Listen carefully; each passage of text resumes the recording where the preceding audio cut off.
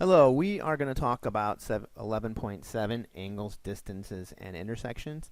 And if you recall, when we had two vectors in space, let's call this u, and this is vector v, right? We know that the dot product, and also this is the angle between them, the u dot product v is equal to magnitude u times magnitude b times the cosine of the angle between them. And then we can go ahead and solve this, and we can see that the cosine of theta is going to be u dot b over the magnitude u over the magnitude v right here. Now, important thing to realize though is that is that in this situation, this theta, right? This theta is going to be an acute. It looks like an acute angle. So what is the cosine of an acute angle? If you look at the unit circle, any acute angle, right? The whatever theta is, it's going to be a positive number. So the cosine, if it's the cosine of theta, anytime it's greater than 0, then we know it's going to be acute.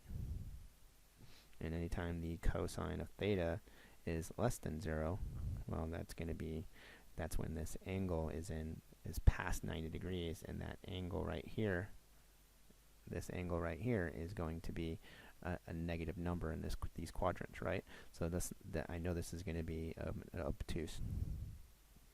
And the problem that happens is if you can have, vectors in space, right, that go in opposite directions. We're looking for this angle right here, right?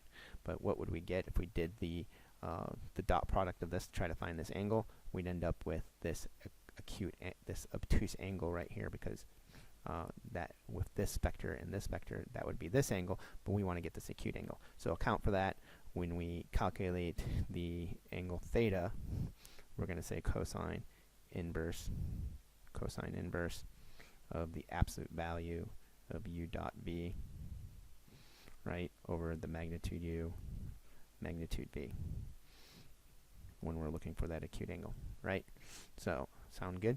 All right, so, and then let's go ahead and use an example. So, let's look at example 40. So, 40 says, find the angle between the lines x minus 2 over 3 is equal to y is equal to 1 minus z, and x equals 2y equals z minus 3. So first I'll get the vectors out of these three-dimensional lines, and I get x minus 2 over 3 is equal to, I can change this to y minus 0 over 1, and this one I can change to z minus 1, but make this one negative 1. So I get the vector out of this guy is going to be u is equal to 3, 1, negative 1, right?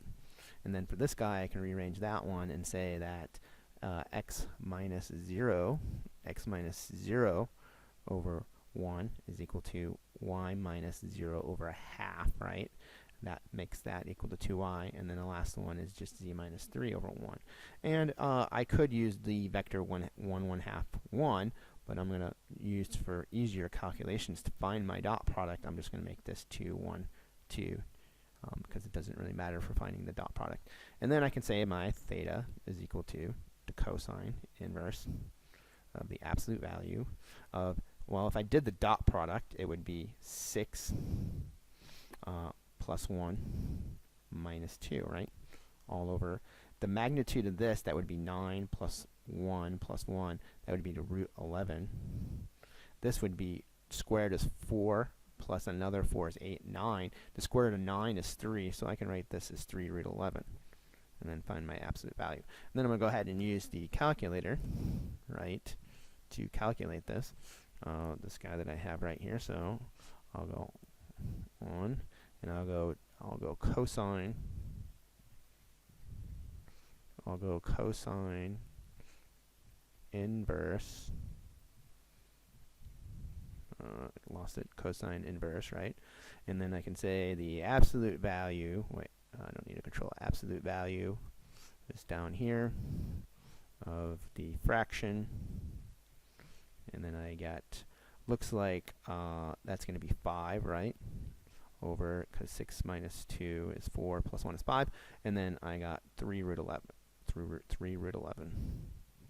3 square root 11. And then I get my answer to be theta. So theta is going to be equal to 59.8 degrees approximately. Sound good? All right, thanks guys.